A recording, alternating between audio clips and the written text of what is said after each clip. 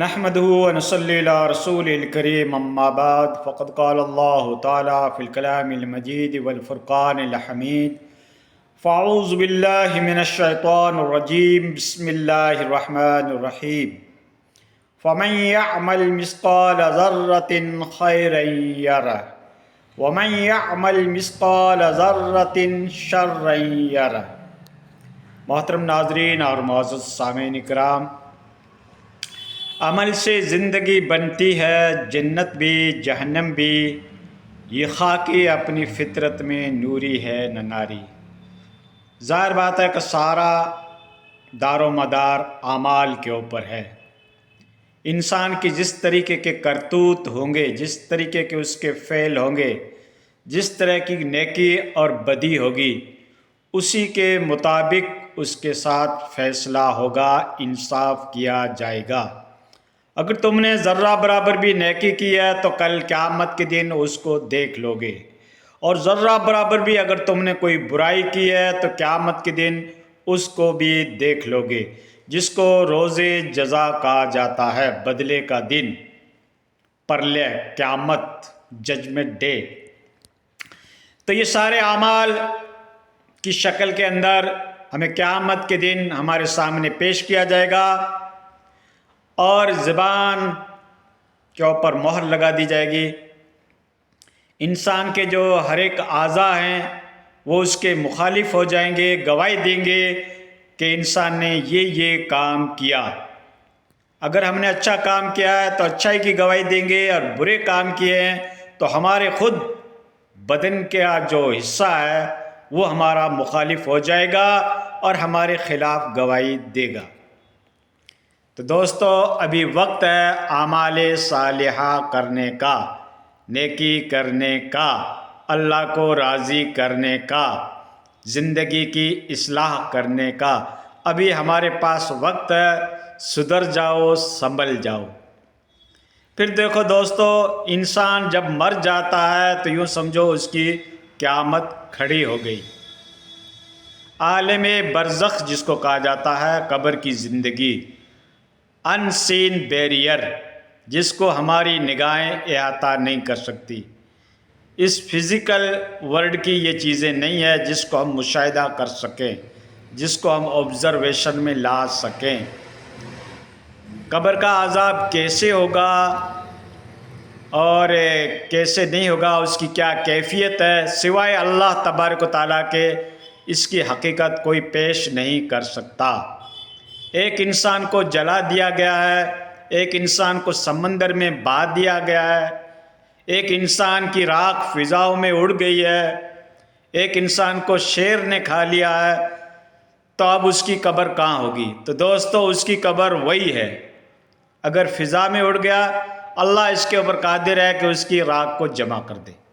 شیر نے کھا دیا، جو عقوبات، جو عذاب، جو سزا ہوتی ہے، اللہ تعالیٰ وہاں پہ وہی کر سکتا ہے۔ سمندر میں بہا دیا تو اللہ تعالیٰ اس کی سمندر کو ہی اس کی قبر بنا دے گا۔ یعنی اللہ کے لیے کوئی ناممکن نہیں ہے۔ یہ امپاسبل سب جو ہم سنتے ہیں نا، ناممکن، اسمبھو، ایسا ہو نہیں سکتا، یہ صرف انسان کے لیے ہے۔ اللہ نے جب ساتوں زمین اور ساتوں آسمان کو پل بھر میں بنا دیا تو کیا اللہ کی ذات اس کے اوپر قادر نہیں ہے کہ تمہاری راکھ کو منٹوں میں، سیکنڈوں میں، پل بھر میں جمع کر دے؟ تو اللہ کے لیے کوئی ناممکن چیز آپ کہہ ہی نہیں سکتے۔ ہمارے لوجک میں آئے یا نہ آئے، ہمارے دماغ، ہماری عقل اس کا احاطہ کرے یا نہ کرے، ہماری عقل میں آئے یا نہ آئے، جو چیزیں ہمیں شریعت کے پوائنٹ آف ریویو سے بتائی گئی ہے، ہمارا ایمان اور یقین اس کے اوپر ہے۔ آپ میں سے کسی نے خدا کو دیکھا، لیکن سب کا یقین ہے کہ ایشور ہے، اللہ ہے، مالک ہے، گوڈ ہے، رب ہے، سبھی مانتے ہیں۔ کچھ ایک ناستک کو، دیریوں کو، ایتھسٹ کو چھوڑ کر ساری دنیا مانتی ہے۔ تو رب کو کسی نے دیکھا نہیں، لیکن سبھی تسلیم کرتے ہیں۔ اب اس کے الفاظ، اس کے نام الگ الگ ہیں، لیکن سبھی پبلک تسلیم کرتی ہے، رب کو کرتی ہے۔ تو اللہ کو کسی نے دیکھا تو نہیں، لیکن ہمارا ایمان ہے ٹھیک رب نے جو باتیں بتائی اس کے اوپر بھی ہمارا ایمان اور یقین ہے۔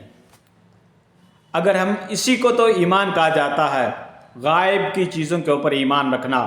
ہم نے فرشتوں کو نہیں دیکھا، ہم نے جنت اور جہنم کو نہیں دیکھا، لیکن ہمارا یقین ہے کہ رب نے کہا تو ہے۔ اور انسان کی ایک اکاؤنٹیبلٹی ہوگی، انسان جو کچھ بھی کر رہا ہے، نیکی کر رہا ہے، بدی کر رہا ہے، اس کو بدلہ دیا جائے گا۔ اور اللہ کی ذات تو منصف ہے، اللہ سے بڑھ کر کون زیادہ انصاف کر سکتا ہے؟ اللہ سے بڑھ کر کون ججمنٹ دے سکتا ہے؟ تو میرا رب تو وہ ہے۔ اب قبر کے اندر کیسے عذاب ہوتا ہے، قبر کیسے کشادی بنتی ہے، قبر کے اندر کس طریقے سے جنت کی کھڑکیاں کھول دی جاتی ہے اور انتہائی نگاہ تک قبر کشادہ ہو جاتی ہے، یہ میرا رب ہی جانتا ہے۔ اور قبر کے اندر کیسے عذاب ہوتا ہے، کیسے سانپ مسلط ہوتے ہیں، کیسے آگ جلا دی جاتی ہے، کیسے ایک پسلی دوسری پسلی میں آ جاتی ہے، احادیث کے اندر جو باتیں ہمیں بتائی گئی ہے، ہمارا ایمان اور یقین اس کے اوپر ہے۔ کس طریقے سے روح کا کنیکشن قبر میں دوبارہ ہوگا، کس طریقے سے منکر نکیر کا سوالات اور جوابات ہوں گے، کس طریقے سے علیین اور سجین کا کنیکشن قبر سے ہوگا، تو یہ ساری جو کیفیات ہے اس کے لاجک میں جانے کی، اس کی تحقیق کرنے کی، اس کی ڈسکوری کرنے کی انسان کے پاس کوئی طاقت نہیں ہے۔ ہمیں جو بتایا گیا ہے ہم اس کے اوپر ایمان لے کے آئے۔ کئی اسکالرس، کئی فلسفی اس کے بارے میں لاجک سمجھانے کی کوشش کرتے ہیں، اپنے عقلی گھوڑے دوڑانے کی کوشش کرتے ہیں، اپنے سینسیبل سے اس کو سمجھانے کی کوشش کرتے ہیں، تو یہ دوستو صرف ان کی عقل اور قیاس کے مسئلے ہیں۔ یہ کوئی قرآن اور حدیث کے پوائنٹ آف ریویو سے آپ کو نہیں سمجھاتے ہیں، اس کا جو لاجک سمجھاتے ہیں سسٹم کیسے ہوگا، تو وہ اپنے دماغ، اپنے سینسیبل، اپنی فہم و فراست کے ذریعے سے آپ کو مثالیں دے کر، اگزامپل دے کر اور اس طریقے سے وہ آپ کو سمجھانے کی کوشش کرتے ہیں۔ باقی ہمارا اور ایمان اور یقین ہے کہ اللہ رب العزت نے جو کہا وہ برحق ہے۔ گنہگار شخص کی اس طریقے سے روح نکالی جاتی ہے کہ اس کے ہتھوڑے کی طرح اس کے اوپر پڑتے ہیں، پیٹھ کے اوپر، چہرے کے اوپر، تو ہم تو اس کو نہیں دیکھتے، وہ سین ان بیریئر ہے، ہم اس کو آبزرو نہیں کر سکتے، ہم اس کا مشاہدہ نہیں کر سکتے، ہم اس کو اپنی ایکسپریمنٹ میں نہیں لا سکتے، وہ اللہ کی ذات ہی سمجھتی ہے۔ جو رب نے کہا ہمارا اس کے اوپر یقین ہے، جو احادیث نبوی کے اندر چیزیں آئی ہمارا اس کے اوپر ایمان ہے، اسی کو تو ایمان کہتے ہیں، ٹھیک ہے۔ ہاں، جو اللہ رب العزت نے کہا اس کے اوپر یقین رکھنا یہ ہمارے ایمان کا حصہ ہے۔ ہم نے فرشتے نہیں دیکھے، ہمارا یقین ہے کہ بے شک اللہ کی مخلوق ہے۔ ہم نے خدا کو نہیں دیکھا لیکن ہمارا یقین ہے کہ بے شک اللہ کی ذات ہے، جس نے یہ زمین بنائی، آسمان بنایا، سورج بنایا، چاند بنایا، بے شک میرے رب کی ذات ہے۔ تو دوستو یہ ہے، باقی قبر پرستی کرنا، قبروں کے اوپر سجدہ کرنا، قبروں کے آگے جھکنا، قبروں سے مانگنا، قبروں کا طواف کرنا، قبر کو پکا بنانا، اونچا بنانا، ایک بالش سے اوپر قبر کو کھڑی کرنا، گنبد بنانا، یہ سارے کے سارے واہیات ہے، شرک ہے، بدعت ہے، لیکن لوگ کر رہے ہیں۔ اب کون اس کا ہاتھ روکنے جائے گا؟ شریعت کے پوائنٹ آف ریویو سے اللہ کے نبی کی جو تعلیم ہے وہ یہ ہے، قبر کو ایک بالش سے اوپر مت بناؤ۔ اللہ کے نبی کی تعلیم بتا رہا ہوں، کسی عالم کی نہیں، کسی مفسر کی نہیں، کسی اکابر کی نہیں، کسی محدث کی نہیں، کسی بڑے امام کی نہیں، اللہ کے نبی کی بات بتا رہا ہوں۔ کان کھول کے سن لو، سارے فرقے والے، سارے مسلک والے، لمبا لمبا جبہ پہننے والے، چیخ چلا کر خطابت کرنے والے، واہ پبلک میں حاصل کرنے والے، نبی کی تعلیم ہے قبر کو ایک بالش سے اوپر مت کرنا۔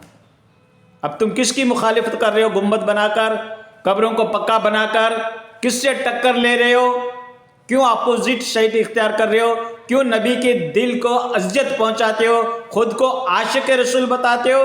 کام شیطان والا کرتے ہو، نبی کی سنت کو توڑتے ہو، نبی کے فرمان کو ٹھکراتے ہو، نبی کے حکم کا اگنور کرتے ہو اور کہتے ہو ہم عاشق کے رسول ہیں۔ یہ کون سا عشق ہے دوستو؟ یہ گنگا رام کے سمجھ میں نہ آئے۔